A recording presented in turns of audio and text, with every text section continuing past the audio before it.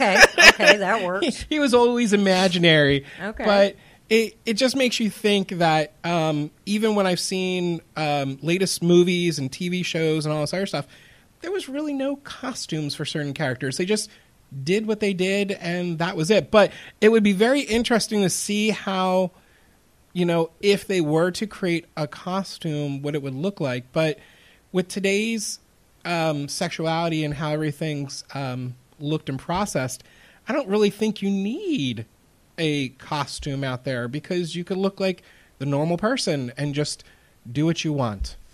Well, and I agree, but I have to tell you, I mean, my first instinct when I read this, as much as they are protesting about not being accepted or accepted, they had appropriate costumes for the Black Panther,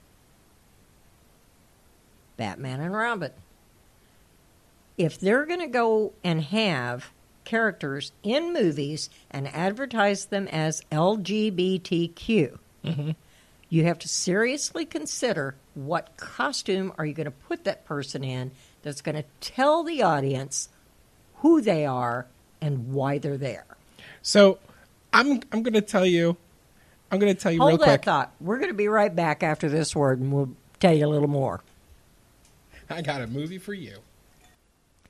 Cleaning Butlers knows their clients have different needs and offers customizable work for executive or private offices, schools, daycares, or banks, anything commercial or residential. Cleaning Butlers cleans churches or homes, deep cleaning vacation rentals, clubhouse and pool areas, moving in or for moving out. Cleaning Butlers does it all. Cleaning Butlers will exceed your expectations as well as provide services other companies won't or don't. Cleaning Butlers is locally owned and proudly serves Manatee, Sarasota, Pinellas, Port Charlotte, and the Venice areas. Licensed, bonded, and insured, no job too small or too large. For professional care and a free quote, contact Cleaning Butlers by phone at 941-907-3200 or check out their website at cleaningbutlers.com. 941-907-3200 or at cleaningbutlers.com. Tell them you heard it here on Society Bites Radio. And we are back. We were discussing the new characters that Hollywood is wanting to project that would put the LGBTQAI community in a good light so that it becomes a role model and not a character to, how should I say, discourage or... Yeah, I guess once again, it all goes back to what the costume would look like. But I do have a funny movie that someone told me that I had to watch, okay? And I laughed because you have to look it up, okay? The creators of South Park created a movie just like they did with the Book of Mormon and all this other stuff where they make funny. But the movie was called Orgasmo. And you actually have to watch it because it is the most hilarious B-movie I have ever seen in my life. But you want to talk about a superhero, there's a superhero costume for you for that one. So it kind of makes fun of a lot of things. But I know we don't want to make fun of this because it's not supposed to be fun. But it just taking off the character that whoever wants to take this on. We don't want them coming out in a My Pony costume. No. Or the rainbow unicorn. You know, you want somebody to take this serious. The Wayans brothers did a wonderful skit a long time ago. They did a great movie. And I can't remember the name of it, but... they did a bunch. Oh, yeah. This is the little brother who decided that he needed to be a superhero. Oh, yes. I can't remember, but I'll remember it later tonight. Yeah, and then we'll both laugh. Yeah. But that was a movie that was pretty good, but again, that was a movie that actually kind of ridiculed someone of lesser thinking. Maybe their mind didn't function as quickly as everyone else's did, but they made a cartoon character basically out of him. How are they going to be able to keep from doing that with the theme? Well, this is where it it comes up as a big struggle with anything that you have to think about. Is the fact of the matter is, how are you going to create the costume and make it look professional but not ridiculed in such a sense? Because obviously we were just talking about like certain movies like Thor and Black Panther and all these other ones that, you know, look Hollywood great. Well, they are Hollywood grade professional costumes and stuff, but you didn't think of them less because they made out with the same gender or something like that. How would you even try to encompass a costume that would, you know, show that all? I think just keep it like it is. Just have them look like normal people, and they just do what they have to do in their relationships. Well, how can they promote that, though, as an LGBTQAI film if they don't acknowledge that somehow? See, I don't think that's a problem because, like I said, with all the latest TV shows and movies I've seen, they're pretty much coming out with them all over the place, and they, like you said, you pulled it up on the news channel feed, and then basically it's already out there. But if you go to watch some of the movies, I think I'll go back to the third movie in Star Trek, Into the Darkness, I think it was called. Or not Into the Darkness, the third one, I forget what it was called. But basically, they made Sulu, they finally made the character who played Sulu gay. And he came off the ship, he met his husband with their child and all this other stuff. Totally normal. No one saw that. Batwoman, who's on CW right now, who's the cousin of Bruce Wayne in an alternate dimension and all this other stuff. She wears the normal bat gear and all this other stuff, but she's a lesbian, has a lover. But we don't think of her any different. But the thing is, she comes off as that on both sides. So I don't think it's the costume that makes the person in their gender role, whatever. I think it's who they portray and how they act in that role. So you can get someone that could be the greatest person in the world, and if they just want to be themselves, that's the best. Well, we'll just segue right into COVID. Oh, boy. Let's talk masks.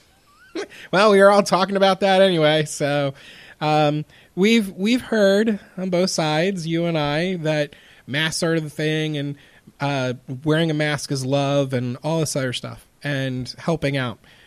I don't know your opinion, but unless you're wearing a certified KN95 mask, I believe it is, any mask you wear, unless it has some kind of filtration in it that can really block a lot of stuff, is not going to help the way how this looks. But we do it just because we're told to, in a sense. Well, and when we decide that we're through being lemmings, at what point do we say enough is enough?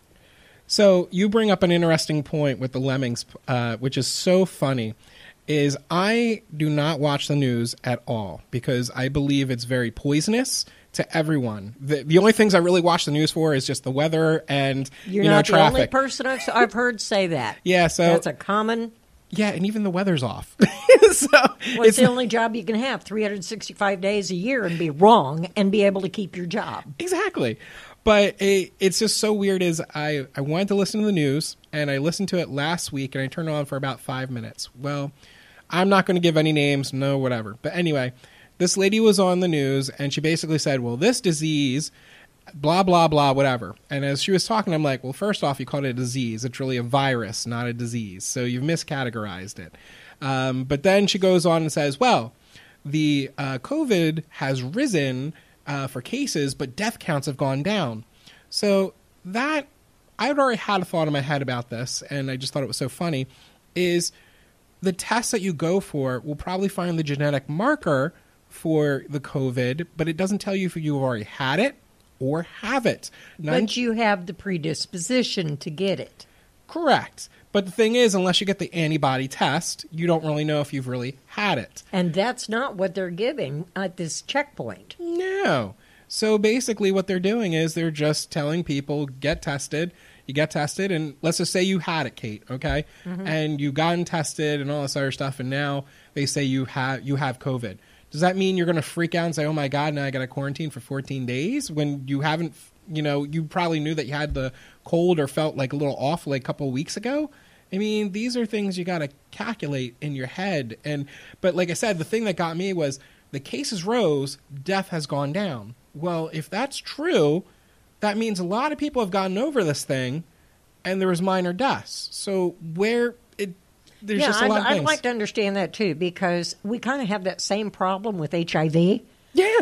The cases are rising, but the deaths are lowering. Well, so what makes this great? Well, the thing with HIV, though, is they have a lot of good, what's it called?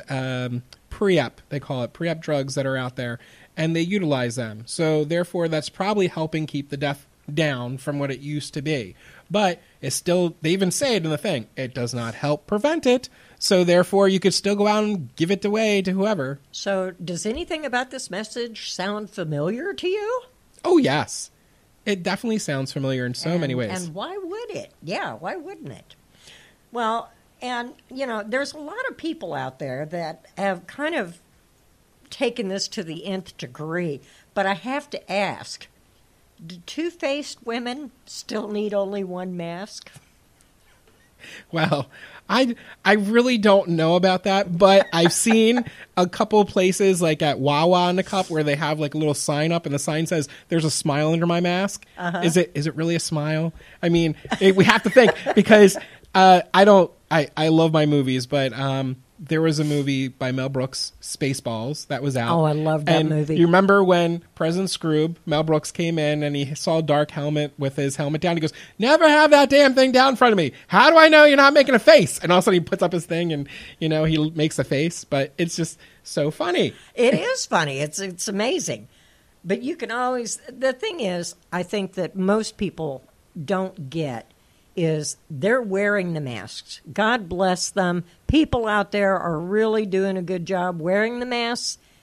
But put it over your nose, people. A mask is only an accessory at that point, and it's not doing you any good. The idea is to cover your mouth and your nose so that you don't have anything filter in and you don't filter anything out. I can't believe I had to go to the grocery store the other day, and I'm walking down the aisle, and if I saw one, I saw 10, but one guy that worked there, I looked at him, and I said, young man, do you realize that mask under your nose is not doing you 1 ounce good? You might as well take it off. Believe it or not, he said, ma'am, you're absolutely right. Took that, put it up over his nose, and as far as I know, for the last 10 minutes I was there, he actually kept it there. Until you walked out. Until I walked out.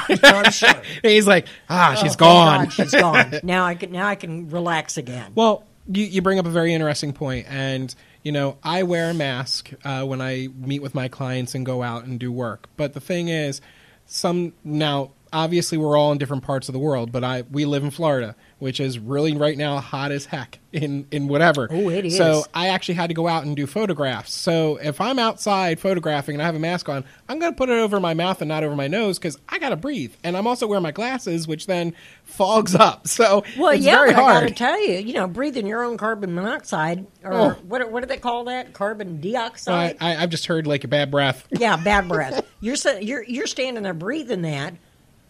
You don't need drugs. You'll get high enough because you're lacking oxygen. That explains a lot in this world. Yeah. What I don't like, though, is the rash. The rash is kind of upsetting. At my age, I really don't like going through a second acne stage, but it's creating that problem. Yeah, I've heard that. And now I have a mask, and like I said, I reuse it, but the thing is I wash it because it's one of those ones that you can wash. So I go home, and they even tell you use Dawn dish soap, and you just like rinse it out really thoroughly under hot water, and then you let it sit and all this other stuff. And I do everything to make sure it's there, and then I let it dry. Yeah, that's exactly how I do mine. I let them air dry. I don't put them in the dryer because there's something about the dryer and the dryer sheets that renders the mask inoperative. Yeah.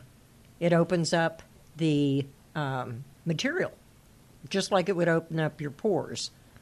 Well, the funny thing is, like, I was looking at other masks to buy, just to look, and I saw one in a local store. I'm not naming the store, but I found one in the store, and I was like, ooh, let me look at it. So, great deal, great amount of ones that you can have. But as I started reading into it, it basically said, hey, look, this can cause health issues because of the metals in there. Okay, hold that thought, and when we come back, we're going to find out what some of those health issues might be.